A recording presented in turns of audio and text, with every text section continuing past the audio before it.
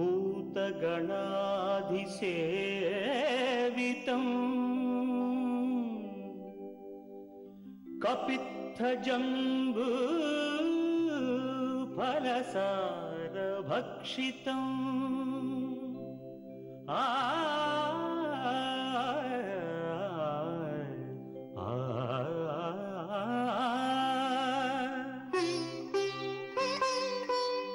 उमासुतम्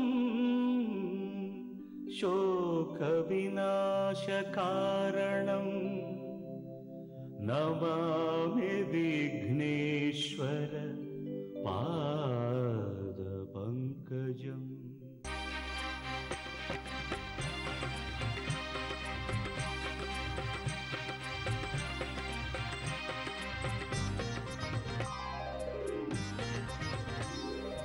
ओम श्रीनिवास ओम श्रीनिवास ओम श्रीनिवास ओम श्रीनिवास நாள்தோறும் உன்னை நான் பாட வேண்டும் நான் பாடவும் தன் அருளாசி வேண்டும் ஏழு ஸ்வரங்களுமே ராகம் இசைத்திடுமே ஏழு ஸ்வரங்களுமே ராகம் இசைத்திடுமே ஏழு மலை கரசே ஏழு மலை கரசே ஓம் ஸ்ரீனிவாசா ஓம் ஸ்ரீனிவாசா ஓம் ஸ்ரீனிவாசா ஓம் ஸ்ரீனிவாசா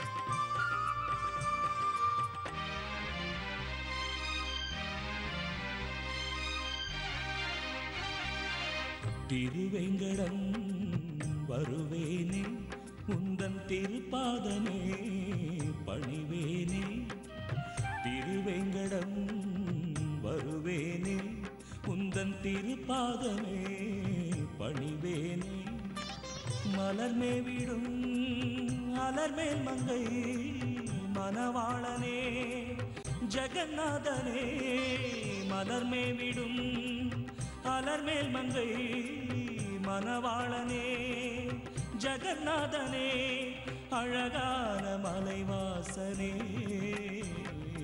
ஓம் ஸ்ரீனிவாச ஓம் ஸ்ரீனிவாச ஓம் ஸ்ரீனிவாச ஓம் ஸ்ரீனிவாச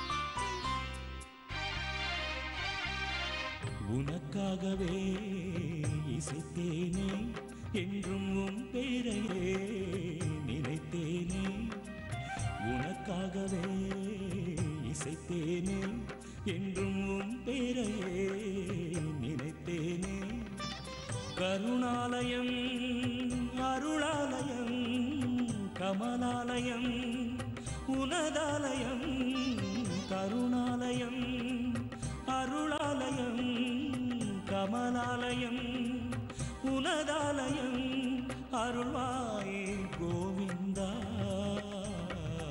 ஓம் ஸ்ரீனிவாச ஓம் ஸ்ரீனிவாச ஓம் ஸ்ரீனிவாச ஓம் ஸ்ரீனிவாச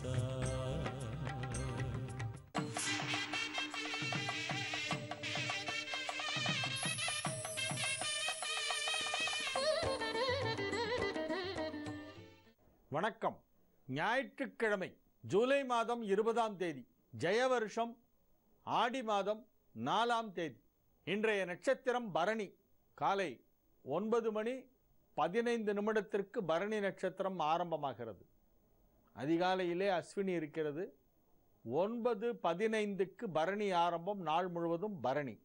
திதி தேய்பிறை நவமி. யோகம் சித்த யோகம். கன்னி ராசிக்கு சந்திராஷ்டம நாள். ராகு காலம் 4:30 மணி முதல் 6 மணி வரை. யமகண்டம் பகல் 12 மணி முதல் 1:30 மணி வரை. குளிகை நேரம் மதியம் 3 மணி முதல் 4:30 மணி வரை. நல்ல நேரம் என்னும் சுபஹோரைகள் காலை 7 மணி முதல் 9 மணி வரை, 11 மணி முதல் 12 மணி வரை, மதியம் 2 மணி முதல் 4 மணி வரை, மாலை 6 மணி முதல் 7 மணி வரை, இரவு 9 மணி முதல் 11 மணி வரை. இன்றைய கிரக நிலவரம்: மேஷத்தில் சந்திரன், மிதுனத்தில் புதன் சுக்கிரன், கடகத்தில் சூரியன் குரு, கன்னியில் ராகு, துலாமில் சனி செவ்வாய், மீனத்தில் கேது. 12 ராசிகளுக்கான ராசி பலனை பார்ப்போம்.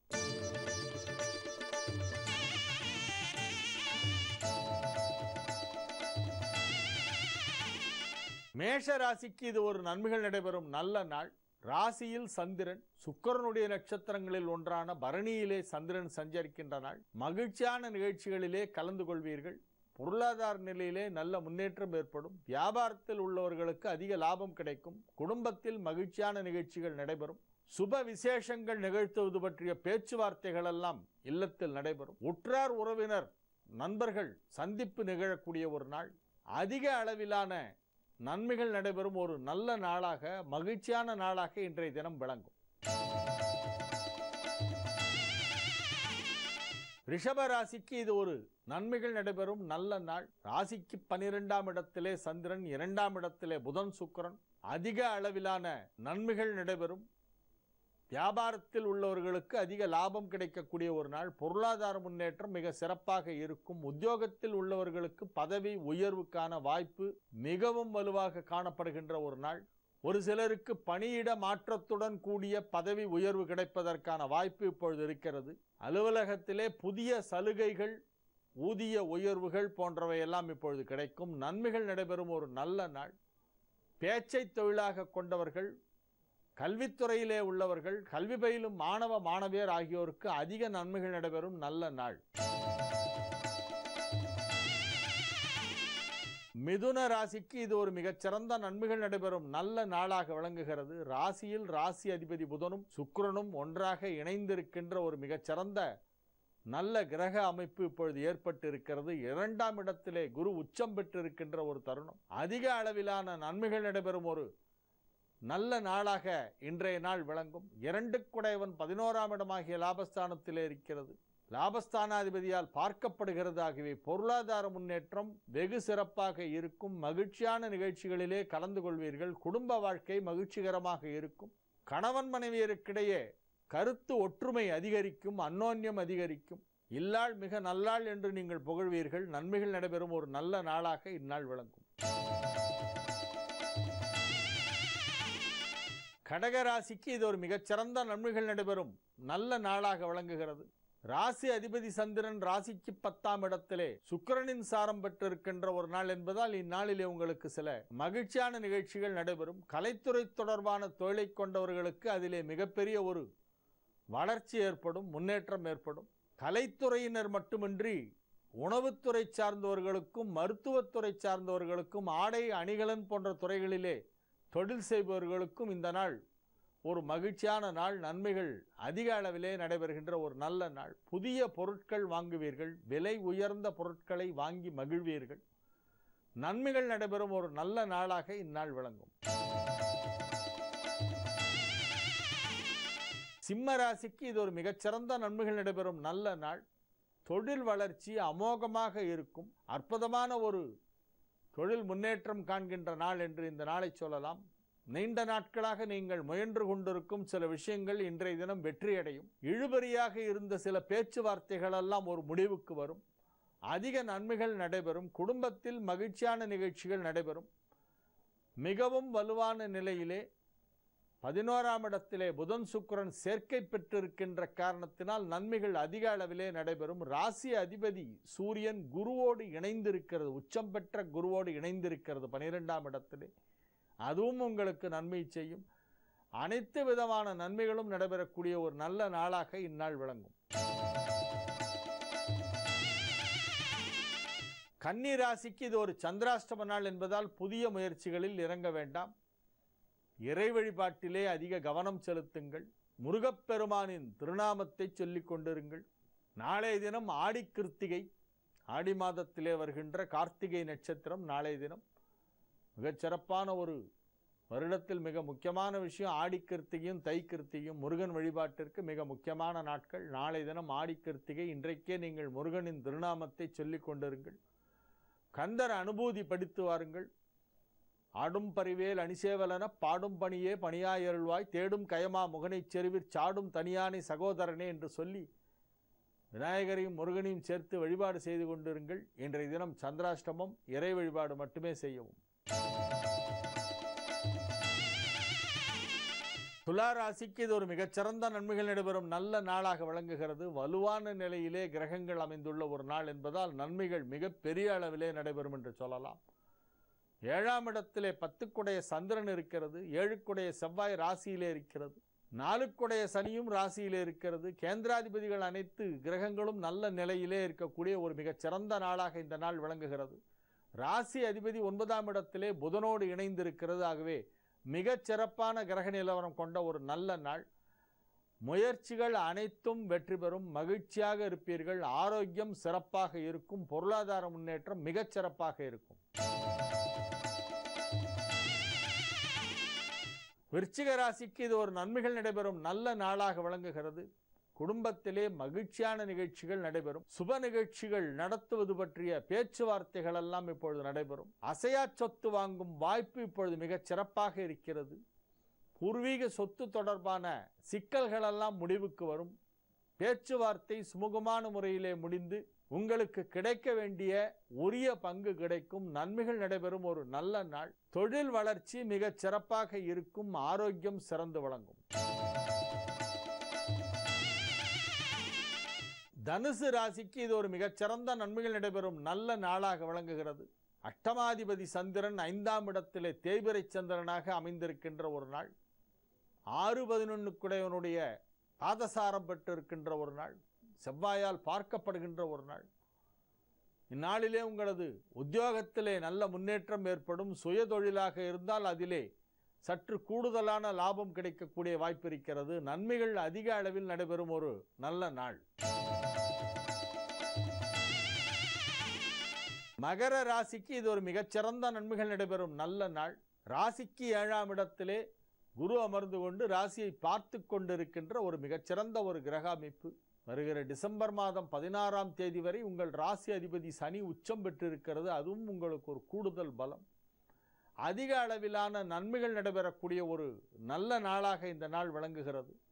12ஆம் இடமாகிய அயன சயன மோட்சஸ்தானம் விரயஸ்தானம் வலுப்பெற்று இருக்கிறது. 12 குடையவன் உச்சம் பெற்று 12ஆம் இடத்திற்கு 2 சுப கிரகங்களின் பார்வை கிடைக்கிறது. ஆகவே குடும்ப வாழ்க்கை மகிழ்ச்சிகரமாக இருக்கும். திருமண வாய்ப்பு மிக பிரகாசமாக இருக்கிறது. திருமணத்திற்கான முயற்சியிலே ஈடுபட்டுள்ளவர்களுக்கு இப்பொழுது அது வெற்றிகரமாக பேச்சுவார்த்தை நடந்து முடிந்துவிடும். திருமணம் பேசி முடிக்கப்படும். நன்மைகள் நடைபெறும் ஒரு நல்ல நாளாக இந்நாள் விளங்கும்.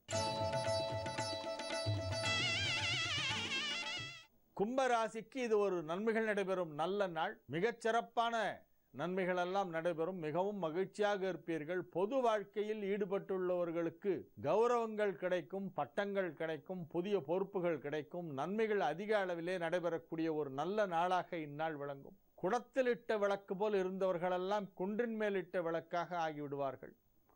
உங்களது திறமைகள் பிரகாசிக்கின்ற நேரம் இப்பொழுது வந்துவிட்டது என்று சொல்லலாம். இது ஒரு நல்ல நாள்.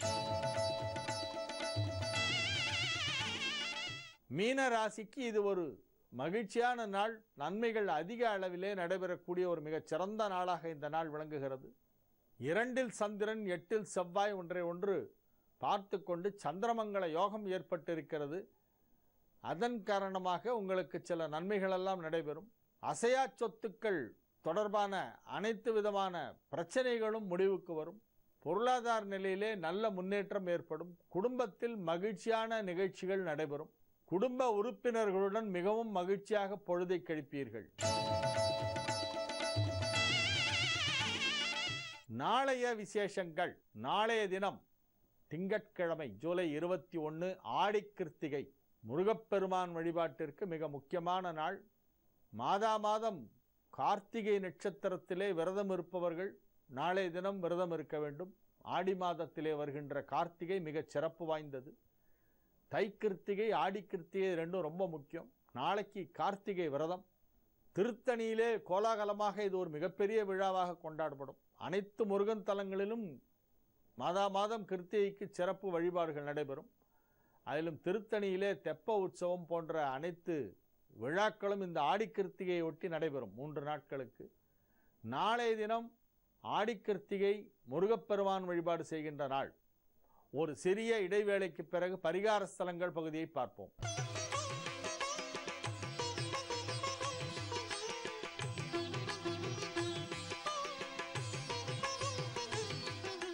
பரிகார ஸ்தலங்கள் பகுதியிலே நாம் இப்பொழுது சனி வக்ர நிவர்த்தி பலன்கள் என்னும் சிறப்பு நிகழ்ச்சியினை பார்த்து கொண்டிருக்கிறோம். 4வது நாளாக இன்றைய தினம் இந்த நிகழ்ச்சி தொடர்கிறது.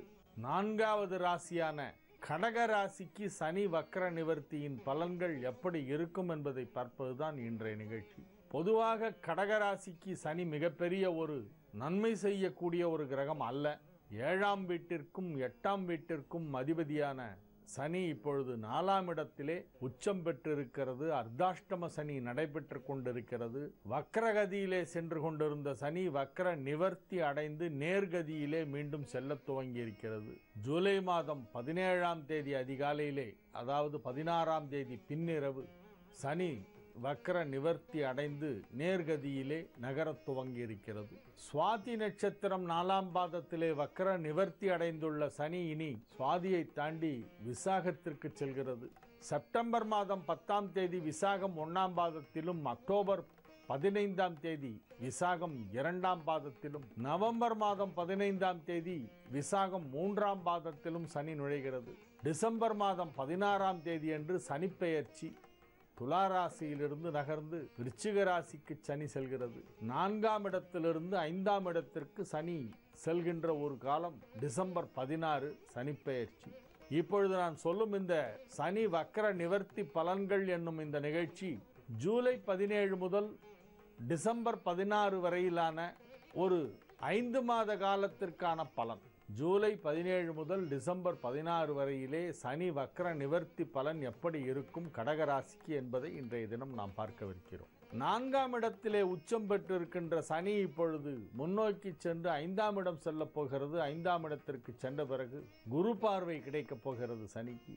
7, 8 குடைய சனி உச்சம் பெற்றிருக்கிறது. வக்ர நிவர்த்தி அடைந்திருக்கிறது. கடகராசிக்கு இது ஒரு சுமாரான நன்மைகளை செய்யக்கூடிய ஒரு வக்ர நிவர்த்தி என்று சொல்லலாம். குருவின் சஞ்சாரம் இப்பொழுது மிகச் சிறப்பாக இருக்கிறது.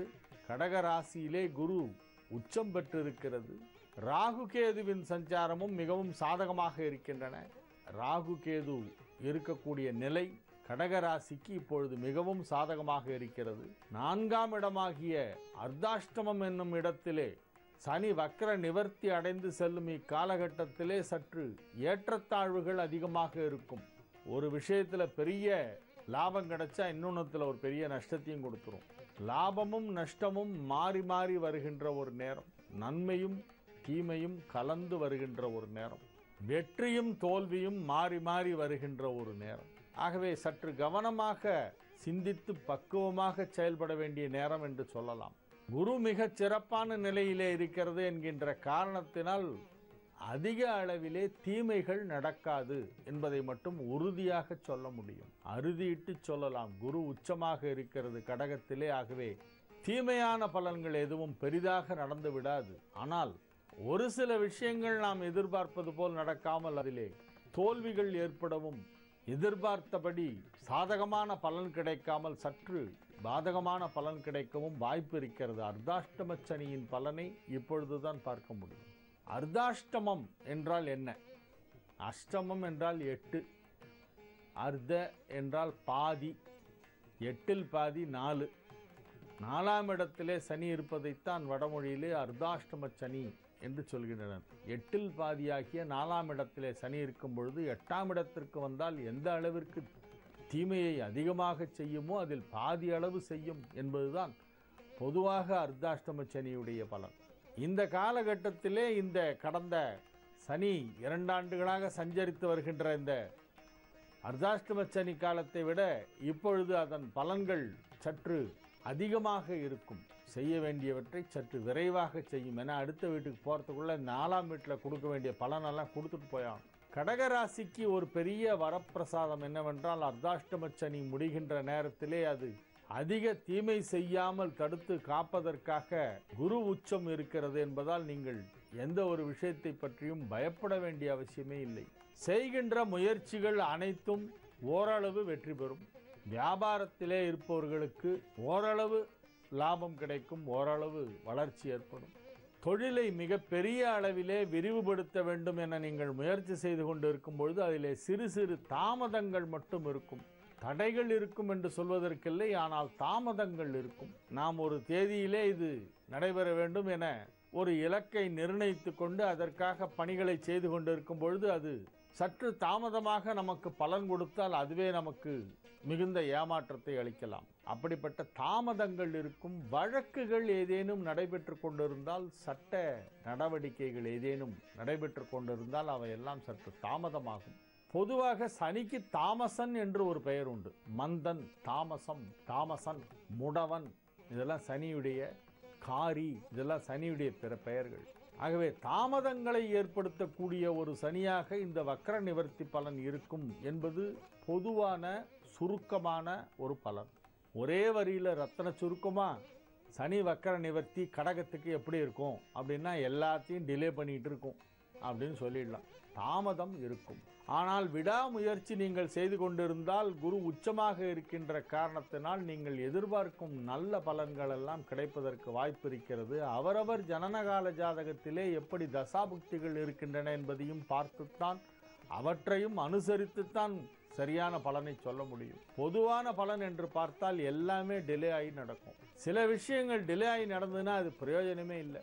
பசிக்கும் போது உணவு வேண்டும், தாகம் எடுக்கும் பொழுது தண்ணீர் வேண்டும். எது எந்தெந்த வயதிலே நடைபெற வேண்டுமோ அந்தந்த வயதில் அது நடந்தால்தான் அழகு.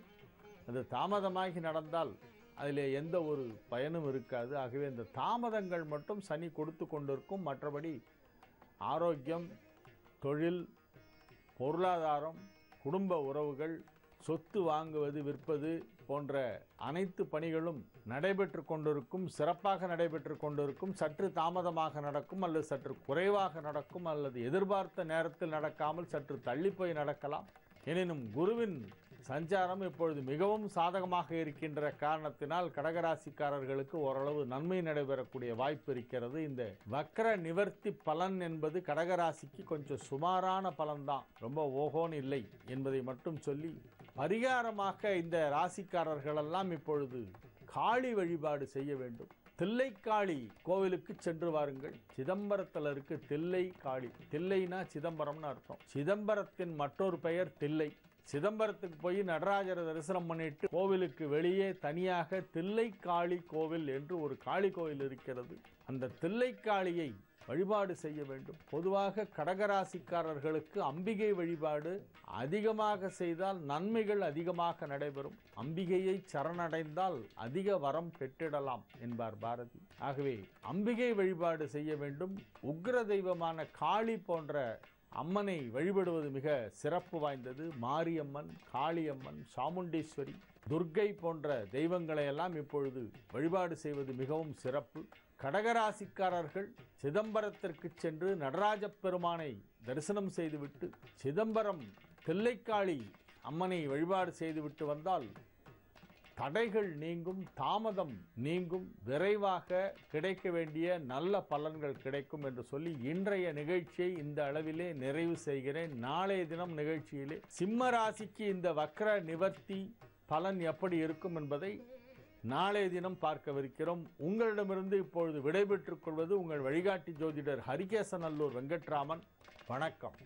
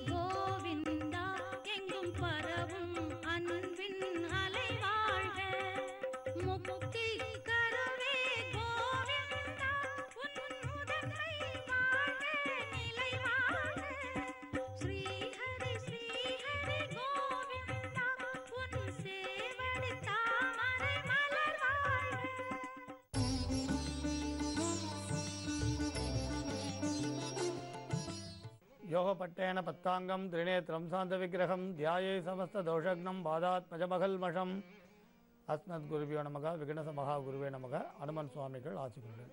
நிறைய பார்த்திங்கன்னா குடும்ப வாழ்க்கையில் இந்த திருஷ்டின்றதும் விரோதிகளால் ஏற்படக்கூடிய பயம்ன்றதும் சாதாரணமாக பார்க்குறோம். சொந்தமாக தொழில் பண்ணுறவங்களாக இருந்தாலும் இல்லை ஒரு உத்தியோகத்தில் இருக்கிறவங்களாக இருந்தாலும் போட்டிகளை சந்திக்கிறது இயற்கையாகவே இருக்கக்கூடிய விஷயம்.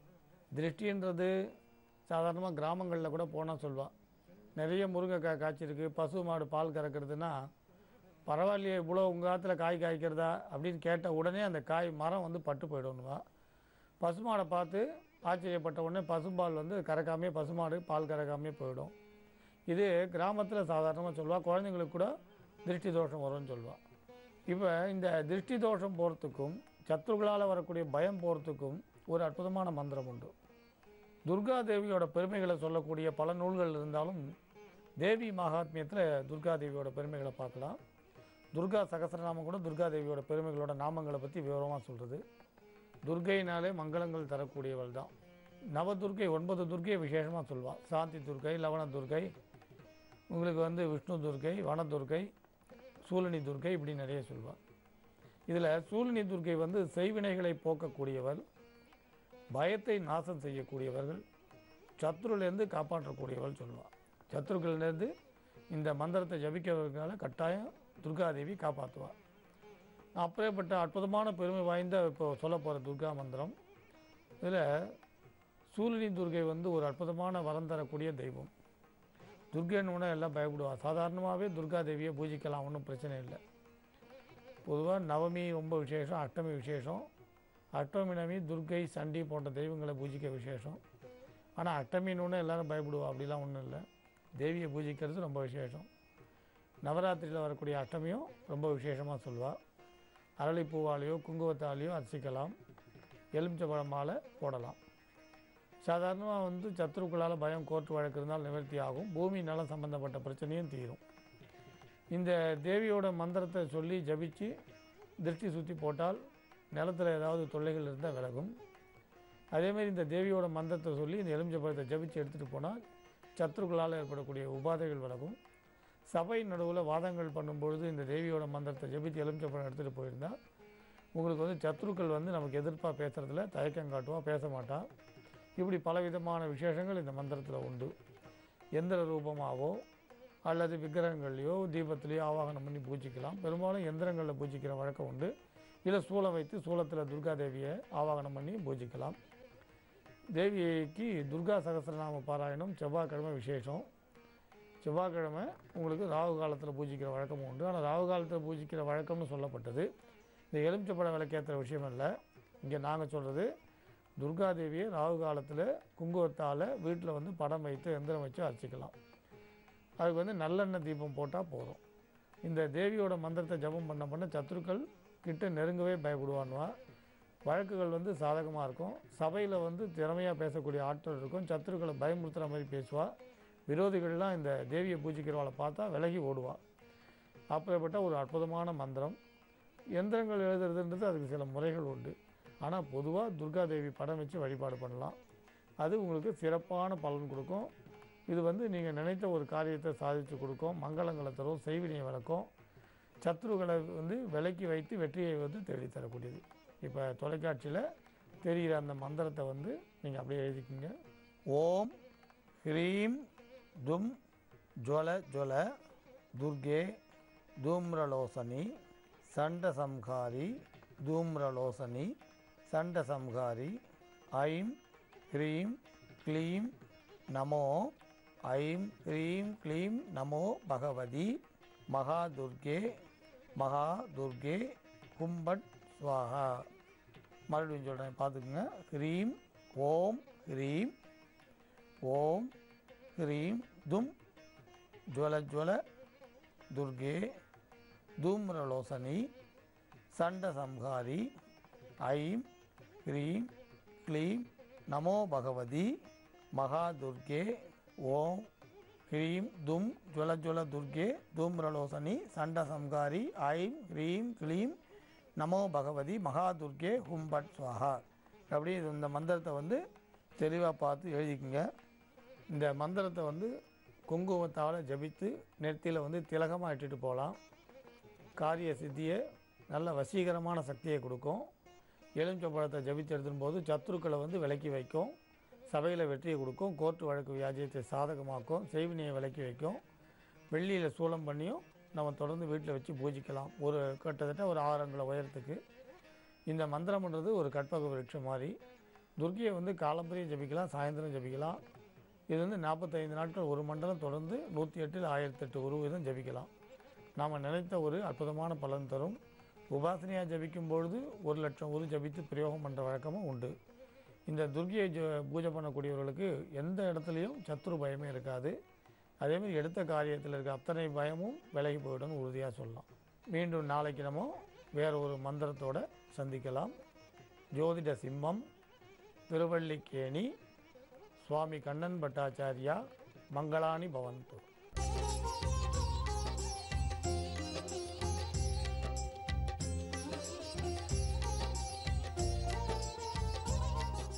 வணக்கம் நேர்களே. இன்றைய வாஸ்து பகுதியில் ஒரு மேற்கு திசை வீடு, தெருவுக்கு கார்னர் வீடு, அதாவது வடக்கில் தெருவும் மேற்குலையும் தெருவு, 2 பக்கம் ரோடு இருக்குது.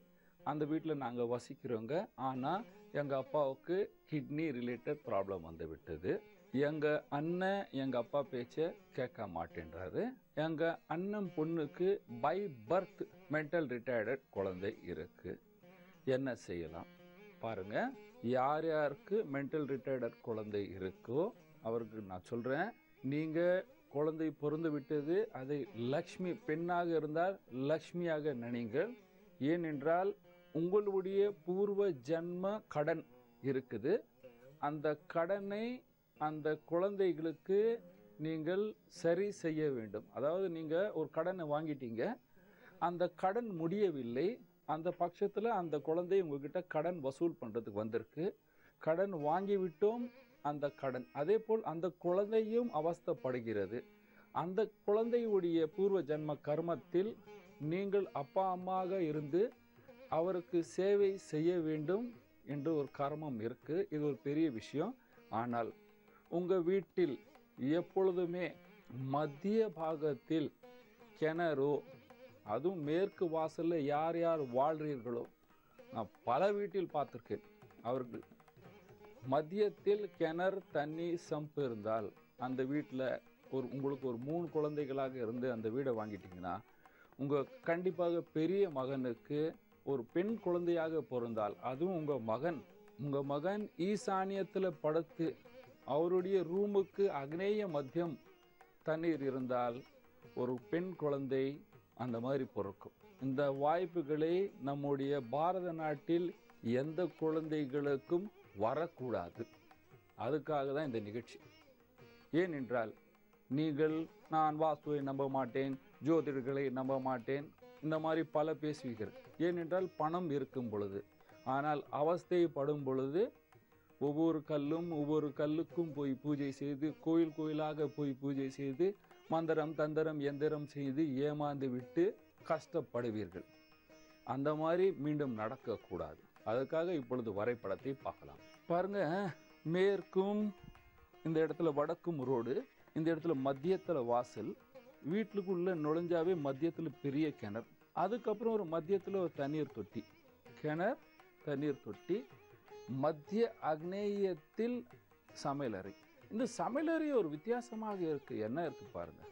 இப்போது சென்ட்ரல் கிச்சன் அப்படின்வாங்க. சென்ட்ரல் கிச்சன்னா ஒரு பிளாட்ஃபார்ம் மாதிரி வீட்டுக்குள்ளே வச்சு அதில் சமைப்பாங்க. அந்த பிளாட்ஃபார்முக்கு 3 பக்கமும் போய் வரலாம். அந்த மாதிரி இந்த சென்ட்ரல் கிச்சன் இது 3 பக்கமாக போய் வர்ற மாதிரியும், இந்த தனியாக அதுவும் மூவேபிள் மாதிரி ஒரு சிங்க் வச்சுருக்காங்க. அந்த சிங்க்கும் எப்படி இருக்குன்னா, அந்த ரூமுக்கு அக்னேயம் இருக்குது, அந்த சமையல் அறைக்கு அக்னேயம். வீட்டில் இந்த இடத்துல வாயு வாசல், ஒரு அக்னேய ரூம், 2 டாய்லெட், இந்த இடத்துல ஒரு ரூம், அதுக்கு வடக்கு வாசல். இந்த 2 இடத்துல ஏன்னா பெரிய பணக்காரர்கள், அதனால் இந்த 2 இடத்துல அவங்க வீட்டில் வசிக்கிறவர்களுக்கு, வேலை செய்கிறவருக்கு 2 ரூமை கொடுத்துருக்கார்கள். இந்த இடத்துல ஒரு ரூம், அது ஒரு மகனுக்கு ஒரு ரூம். இந்த மாதிரி பல ரூம் இருக்குது. ஆனால் நம்ம சப்ஜெக்ட் வரைக்கும் ஒரு 3 ரூமை மாற்றம் காட்டுறோம். சப்ஜெக்ட் வரைக்கும் பிரிக்க வேண்டும். பாருங்கள், மேற்கு வாசல் வீடு இருந்தால் ஈசானியத்தில் நமக்கு வேலை செய்கிறவர்களுக்கு ரூமை கொடுக்க கூடாது. சாஸ்திரம், மகேஷ் வர்மா சொல்லவில்லை, சாஸ்திரம் சொல்லுகிறது. ஈசானியத்தில் கொடுக்கும் பொழுது அந்த இடத்தில் சனியின் தாக்கங்கள் அதிகமாக இருக்கும். இந்த இடம் காலியாக வைத்து அவர்களுக்கு மேல் மாடி அல்லது கீழ் மாடியில், நான் ஒரு ஃப்ளோர் வரைக்கும் காட்டியிருக்கேன், மேல் மாடி அல்லது கீழ் மாடியில் அவர்களுக்கு வாயுவில் ரூமை அமைத்து கொடுக்க வேண்டும். அக்னேய வாசலாக இருந்து மேற்கில் தலை, பல நிகழ்ச்சியில் சொல்லியிருக்கேன். அவர்கள் சண்டை போட்டு கொண்டே இருப்பார், அப்பாவுடைய பேச்சையே கேட்க மாட்டார். அக்னேய வாசல், மேற்கில் தலை இருந்தார். அப்பாவுடைய ரூமை பாருங்க, கிழக்குல தலை, வடக்கு ஈசானிய வாசல். வடக்கு ஈசானிய வாசல் இருந்து இந்த இடத்துல படுத்தாருன்னா கண்டிப்பாக அவருக்கு பிரச்சனை இருக்கும். இப்பொழுது இதை மாற்றி பாருங்கள். அப்பா இந்த இடத்தில் படுத்து பையன் இந்த இடத்துல படுக்கலாம். ஏன்னா பல லெட்டருக்கு எல்லோருக்கும் வரைபடம் போடுறது ரொம்ப ரொம்ப கஷ்டம். அதனால இந்த இடத்துல அப்பா படுத்து அவருக்கு அக்னேயத்தில் தண்ணி, அக்னேய வாசல் இருந்தால் அவருக்கு இமீடியட்டா கிட்னி அஃபெக்ட் ஆகும். இந்த இடத்துல மகன் படுத்து இந்த இடத்துல தண்ணி இருந்தால் குழந்தைக்கு ஃபிட்ஸ் வரும், பிரெயின் ஃபீவர் வரும், ரொம்ப பிரச்சனை இருக்கும். மகனுக்கு நீங்க இந்த இடத்துல படுத்து உங்க மகன் இந்த இடத்தில் படுத்தால் கொலைட்டிஸ் என்ற நோய் அவருக்கு வரும். ஏன் கொலைட்டிஸ் வரும், அதுக்கு காரணமும் சொல்றேன். இவர்கள் சாப்பாடு ஒழுங்கா சாப்பிட மாட்டார், சரியான நேரத்துக்கு ஜீரணமாவாது, அதிகமாக வயிற்றில் அந்த சாப்பாடு தங்கிவிட்டால் கொலைட்டிஸ் என்ற நோய் வரும். இந்த தண்ணீர் மத்திய வாசலுக்கு எதிர்க்க இருக்கும்போது அந்த கொலைட்டிஸ் நோய் உண்டாகும். நேயர்களே, இப்பொழுது இதை எப்படி சரி பண்ணலாம் என்று பார்க்கலாம். இந்த சென்ட்ரல் கிச்சன் இருக்கிறது, இந்த ரூமில் மாற்றி அமைக்க வேண்டும். ஃபஸ்ட்டு இந்த சமையலை இந்த இடத்துல மாற்றி அமைக்க வேண்டும். இந்த தண்ணீர் கிணறை மண்ணை போட்டு உங்கள் குருவை கூப்பிட்டுட்டு அதுக்கு ஒரு வருண பூஜையை செய்து இதை மூடி விடுங்க. மூடின பிற்பாடு இந்த இடத்தில் இந்த கிணறு அமைச்சா கிணறு, போரிங் அமைச்சா போரிங். இந்த தண்ணீர் தொட்டியையும் மண்ணை போட்டு மூடி விட்டு இந்த இடத்தில் அமைங்க. இந்த மாதிரி ஃபஸ்ட்டு இதை ரெண்டையும் அமைச்சால் உங்கள் வீட்டில் இருக்க பெரிய தோஷம் நீங்கிவிடும். இரண்டாவது, இந்த வாசலை இங்கே மாற்றி அமைக்க வேணும். இந்த டாய்லெட்டை உள்ள இந்த இடத்தில் அமைக்க வேண்டும். இந்த வாசலை இந்த இடத்துல அமைச்ச உடனே இவர் படுக்கிற ரூமுக்கு தலை தெற்கில், வடக்கில் கால் வச்சு படுக்க வேண்டும். இந்த ரூமுக்கு இந்த வாசலை மூடிவிட வேண்டும். கிழக்கில் வாசலை அமைச்சிட்டு இவர் படுக்கிறது தெற்கில் தலை, வடக்கில் கால் வைத்து படுக்க வேண்டும். இந்த மாதிரி இந்த வீடை அமைச்சால் கண்டிப்பாக இவர் சுகமாக வாழ்வார். நேர்களே, என்னன்னா இந்த மேற்கு வீட்டில் தண்ணீர் இந்த மாதிரி இருக்கும்போது ஃபிட்ஸ் எல்லாம் ஏன் வருது? அப்பாவுடைய ஜாதகத்தை பாருங்க. 5 கூடிய கிரகம் 6 இருந்தால், சந்திரன் 11 இருந்தால், சந்திரனுக்கு 8 சனி இருந்தால் இமீடியட்டாக சொல்லலாம் இவருக்கு பிறக்கிற குழந்தைக்கு நோய் இருக்கும். அதாவது 5 கூடிய கிரகம் 6 இருந்தால் குழந்தைகளால் சுகம் வராது. சந்திரன் 5ஐ பார்த்துக்கும் பொழுது சீதள பிடிச்ச நோய் அந்த குழந்தைகளுக்கு வர்றதுக்கு வாய்ப்பு இருக்கு. அந்த தாயின் ஜாதகம் பாருங்கள். அந்த தாயின் ஜாதகத்தில் 5க்கும் 5 கூடிய கிரகத்துக்கும் குருவுக்கும் சனி பார்வை இருக்கும். இந்த மாதிரி இருந்தால் காம்பினேஷனை பார்க்க வேண்டும், ஜோதிடத்தை புரிய வேண்டும். இது சாஸ்திரம், இது புரிஞ்சால் நீங்கள் கண்டிப்பாக சுகமாகும். என்ன பரிகாரம் செய்யலாம்? அந்த அம்மாவை சொல்லுங்க, டெய்லி விஷ்ணு சஹஸ்ரநாமம் படிக்க வேண்டும். விஷ்ணு சஹஸ்ரநாமம் செய்யவில்லை, படிக்க முடியவில்லை, அல்லது கேசட்டாக வாங்கி இல்லை ஃபோனில் டவுன்லோட் பண்ணி அதை கேளுங்கள். எப்போ நேரம் இருக்கோ அப்பொழுது திருப்பதி கோயில் சென்று வாருங்கள். போக முடியலைன்னா உங்களுக்கு அக்கம் பக்கம் இருக்கின்ற திருப்பதி கோயில் போயிட்டு வாங்க. ஒன்றுமே செய்ய முடியவில்லை என்றால் பௌர்ணமி அன்று பகவான் விஷ்ணுவின் எந்த அவதாரம் ஆக இருக்க, ராமர், கிருஷ்ணர், ஸ்ரீரங்கம் படுத்து கொண்டு இருக்கிற பகவான் விஷ்ணு தரிசனம் செய்து வந்தால் உங்களுக்கு இந்த தோஷங்கள் நீங்கும். உளுந்து வடையை தானம் செய்ய வேண்டும். சிவன் கோவிலில் பிரசாதமாக தண்ணீரும் பாலும் கொடுக்க வேண்டும். நீங்கள் நல்ல தண்ணி எடுத்து போய் அங்கே கொடுங்க, பிரசாதமாக பாலும் கொடுங்க. அவர் அபிஷேகம் செய்யலாம் அல்லது யாருக்காவது தீர்த்தமாகவும் கொடுக்கலாம். இந்த மாதிரி செய்து கொண்டு வந்தால் இந்த வீட்டில் இருக்கிற தோஷம் நீங்கும். அப்பாவுக்கு உடம்பு சரியில்லைங்க, கிட்னி ரிலேட்டட் ப்ராப்ளம் என்ன செய்வது? அவர்கள் செய்ய வேண்டிய ஃபஸ்ட்டு பரிகாரம், பகவான் சிவனுக்கு மகாமிருத்யுஞ்சயம் ஜபம் செய்ய வேண்டும்.